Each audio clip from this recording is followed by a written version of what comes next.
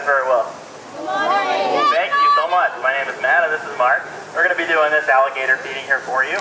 I'm going to be doing the easy part. I'm just going to be telling you about our alligators and giving you some great facts. Yeah. Mark is going to be doing the hard part. He is the trained professional here that has to do this. He is risking serious injury to do this for you. Whenever alligators leave an injury for someone, it's never very small. It's always large. They have bone-shattering strength in those jaws. We do have 17 alligators here. Mark is very careful when he feeds them. Right now, he's throwing out alligator biscuits. In fact, about 60% of their diet is fish. That's what those biscuits are made out of. We also have some raw chicken and some raw beef here to feed the alligators. We do feed them twice a day. But this is a natural buffet for them. They have native birds that come in here and roost. They have turtles that are in here. And they have fish that we stock this lake full of. But our alligators are pretty fat and lazy. They know they're going to get fed twice a day.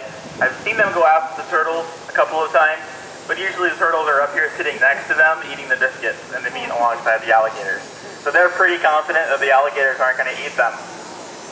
Alligators do have between 2,000 to 3,000 pounds of pressure in their jaw. We get asked all the time, what does that mean? What does PSI mean? And I always like to liken it to a mini bus. Think about how much a mini bus weighs, probably 2,000 or 3,000 pounds. Imagine it falling on top of one of those turtles. That is definitely going to break the shell. And that's the kind of power that alligators have in their jaws. So aside from this being sort of a fun thing to do, we're actually getting some important information from feeding the alligators. He's coming over and he's counting the number of individuals we have. He's also asking each individual if they want to eat. He's not allowing them to just come up and say, hey Mark, I want a hunk of meat, because it doesn't work that way. This would be much more chaotic if it did, and there would be much more chance of injury. If an animal stops eating, that's usually the first sign that something might be wrong with it. So he wants to make sure that they're okay. He wants to make sure that they're not sick in any way, or that they've gotten any injuries from the night before. Fighting is a very natural part of alligator life, and it wouldn't be unusual for us to come in and find some injuries. So he's looking at their body parts, he's looking at the underneath of their body, and he's giving you a good chance to see their entire body out of the water. They do have those powerful tails that help propel them a third out of the water, but their legs are pretty much designed on the side of their body. So while that makes them good for an aquatic environment, that does not make them good for a land environment. There are only two situations that you're ever going to find an alligator coming after people. The first one is what Mark is doing right now. So if you can imagine, that's against the law here in Florida. That can land you in jail for 2 months, and it can also land you a $5,000 fine for doing it. We're allowed to do it because these animals are going to be here their whole life. They're never going to go anywhere else, and they know they get fed twice a day. In fact, this whole feeding is a training session. Mark knows the individuals.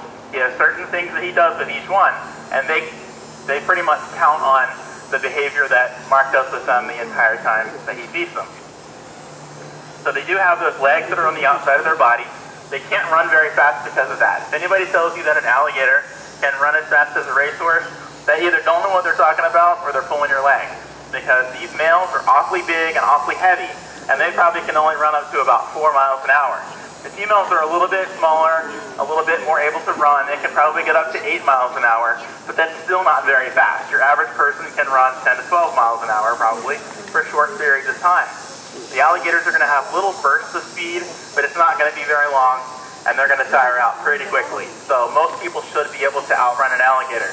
Now the other opportunity that an alligator would take to run after you would only be if they're protecting a nest. Believe it or not, alligators are excellent parents. You don't really think about reptiles being good parents because usually they just lay some eggs and go off, but alligators are actually excellent parents. Even though they have those jaws that are so strong, bone-shattering strong, they still can take those jaws and very gingerly take a hatchling from the nest and bring it down to the water for it to survive. They stay with their offspring for up to 2 years because when they're that small, they don't have any power in their jaws, they can't protect themselves, and their parents want to make sure that they do okay. One of the other things that alligators do to help them survive is that they grow really fast when they're young. They grow at about a foot a year, and when they get to about 6 years old and they don't really have that many predators coming after them, they'll slow down their growth to about 1 inch a year. But because they're reptiles, they do grow their entire life. You'll never find one of us saying that these alligators are fully grown. because that's never going to be true. They grow their entire life. And so by the time that you get these big males that are 13 or 14 feet, they're very, very old males that are usually dominant in their situation because of their size and because of their age and their knowledge of alligator society. So some other things that are really great about alligators and their ability to live in this aquatic environment, they actually have scales that go down over their eyes. They're clear. They're called a nictitating membrane, and it helps them see underwater here. The other thing, though, is that the water's not always clear. A lot of times it's cloudy here in Florida. They also have sensory organs all around their nose, and that helps them to sense any kind of difference in vibration in the water around them. That's pretty amazing. One of the things that we like to talk about are these sticks that we're carrying. They're not for beating the alligators over the head with. They're just for giving them a little bit of guidance to go back into the water if we need them to, or to let them know, for some of the ones that don't see very well, that it's time to feed. They have a couple of sensitive areas in their body. Like I was saying, that nose is very sensitive because they have sensory organs there. Just give that a little push, they'll go back into the water. And also right there by the base of their tail. They don't have any armor there. It's pretty sensitive. All we have to do is give that a little push, and they're trained to go right back into the water because that's uncomfortable for them. So in addition to having those legs that are on the side of their body, having that great scale that covers their eyes, having the sensory organs in their nose, they also have that wonderful body armor that helps them in their daily life. Yes, they have to defend territory. They have to defend mates. That's part of their life. But that armor helps them in yet another way. They have bones underneath of that armor called osteoblasts. They look like little poker chips if you were to pull them out. But what happens is the alligator lays in the sun, they absorb the heat from the sun, and those discs get warm. When it cools off at night, those discs help to keep the alligator's body temperature regulated. They're not like us. They don't need a lot of calories every day. All they need is about 200 calories a day, what you would find pretty much in a cup of yogurt, to survive. And that's because they don't need the extra calories to produce body heat. We need about 2,000 calories a day just because we have to produce body heat to keep us warm. But an alligator is an exotherm. They get their body heat from the environment. If it's warm outside, they're going to be warm. If it's cold outside, they're going to be cold. If you guys could please step down off of the railing, we'd really appreciate it. We want to make sure that nobody participates in this feeding and ends up a snack for the alligators. So as you can tell, there are different sized animals in here. The older males are the oldest. We do have one named Big Red. Where's he at today, Mark? Have you seen him? So Big Red hasn't come to the feeding today. But Bubba is here. Bubba is the second biggest alligator, but the heaviest here. And he weighs in at about 800 pounds. They can get up to about 1,000 pounds. And just like with growing with length, they do get heavier through their life as well.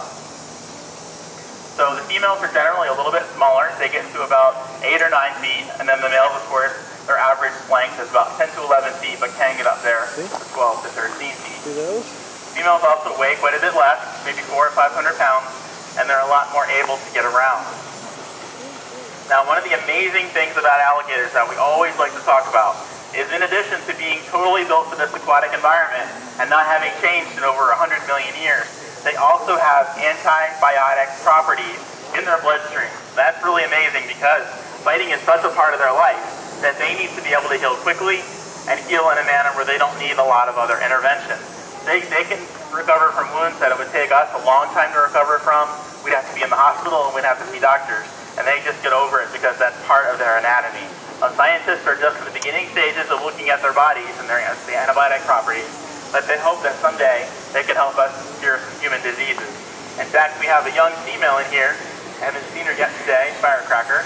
She doesn't have any back legs. She came from an institution that overcrowded. They would have literally hundreds of alligators in an area this size. And as a result, there's a lot more aggression, and she lost her leg. But she came to us and she functions very well. She's pretty much a feisty personality, but she gets along with the other alligators just fine. She takes food from us just like the other alligators do, and she functions fairly normally.